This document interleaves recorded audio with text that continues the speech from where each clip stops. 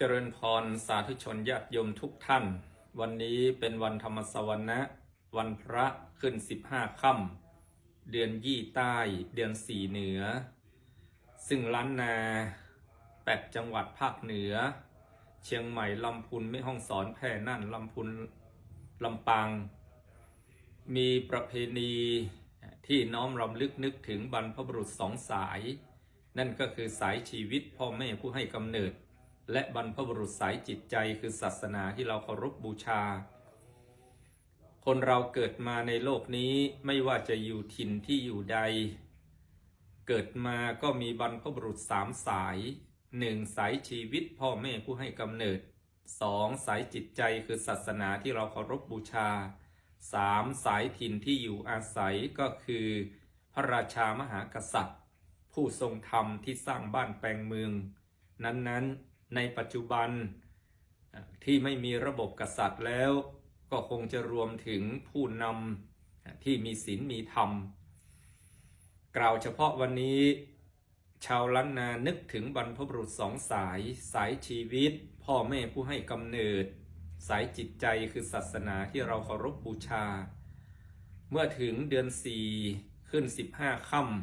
ำนึกถึงบรรพบุรุษสายชีวิตพ่อแม่ให้เลือดเนื้ออวัยวะตั้งแต่หัวจดเท้าให้ชีวิตเรามาแล้วยังไม่พอท่านมอบสมบัติภายนอกนั่นก็คือที่ไร่ที่นาให้ลูกหลานทำมาหากินสังคมสมัยก่อนเป็นสังคมเกษตรกรรมเมื่อลูกหลานได้รับมรดกจากพ่อจากแม่จากบรรพบุรุษสร้างเนื้อสร้างตัวปลูกพืชผักผลไม้โดยเฉพาะข้าวเมื่อพืชผักผลไม้สมบูรณ์มีข้าวใหม่ออกมาก็จึงนึกถึงบรรพบุรุษสายชีวิตที่ท่านให้มรดกไว้นำสมบัติเหล่านั้นมาฝังเป็นสมบัติทิพย์เป็นอริยทรัพย์นั่นก็คือบุญกุศลจึงเป็นประเพณีตาลข้าวใหม่น้อมรำลึกนึกถึงอุทิศบิดามารดาปู่ย่าตายายที่ล่วงลับดับชีวิตไปก็ดียังมีชีวิตอยู่ก็ตามเป็นบุญเป็นกุศลเรียกว่าบุญกตัญญูต่อพ่อต่อแม่คนโบราณล้านนาจึงกล่าวว่าเมื่อได้กินน้ำจะอย่าได้ลืมคนขุดบ่อได้กินแตนกินต่ออย่าลืมคนที่ไปเอามาให้เรากินเพราะฉะนั้นความกตัญญูก็จึงน้อมรำลึกนึกถึงบรรพบุรุษสายชีวิตพ่อแม่อย่างนี้จึงเป็นประเพณีล้านนาเดือน4ตาลข้าวใหม่ตาลข้าวจี่ข้าวหลามอุทิศให้ผู้วัยชนเป็นบุญเป็นกุศลให้กับพ่อแม่ผู้ยังมีชีวิตอยู่ส่วนบรรพบุรุษสายจิตใจคือพระศาสนาที่เราเคารพบูชาคนล้านนาเคารพพระรัตนตรัยเมื่อถึงหน้าหนาวอากาศมันหนาวเย็นก็นึกว่าพระพุทธเจ้าเราพระพุทธรูปที่อยู่ในวิหารอยู่ในศาลาท่านก็คงจะหนาวเหมือนกับคนที่มีชีวิตอยู่การคิดอย่างนี้นั่นหมายความว่าจิตใจของผู้เฒ่าผู้แก่บรรพบุรุษล้านนานั้นน้อมไปในพระรัตนตรัยนึกเสมือนว่าพระพุทธรูปนั้นยังเป็นเสมือนคนอยู่พระพุทธเจ้าก็คงจะอยู่ไม่ไกลจากพวกเรา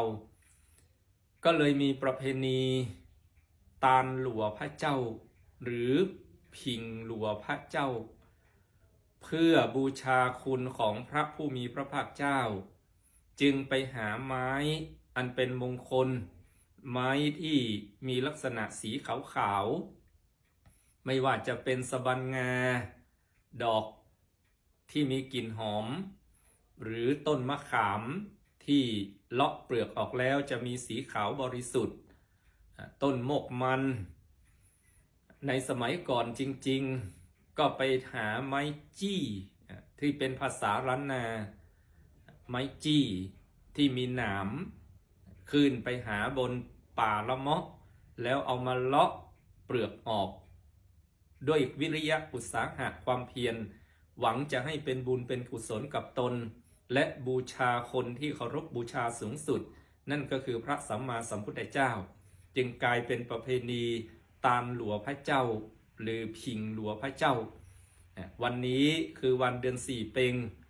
ตั้งแต่ตีสี่ตีห้าวัดทุกวัดในล้านนาก็เผาหลัวพระเจ้าเป็นการบูชาคุณแห่งพระสัมมาสัมพุทธเจ้าปัจจุบันนี้แม้ประเพณีนี้จะห่างหายไปแต่แถวชนบทที่ห่างไกลที่ไม่อยู่ในตัวเมืองยังมีประเพณีนี้อย่างแน่นหนา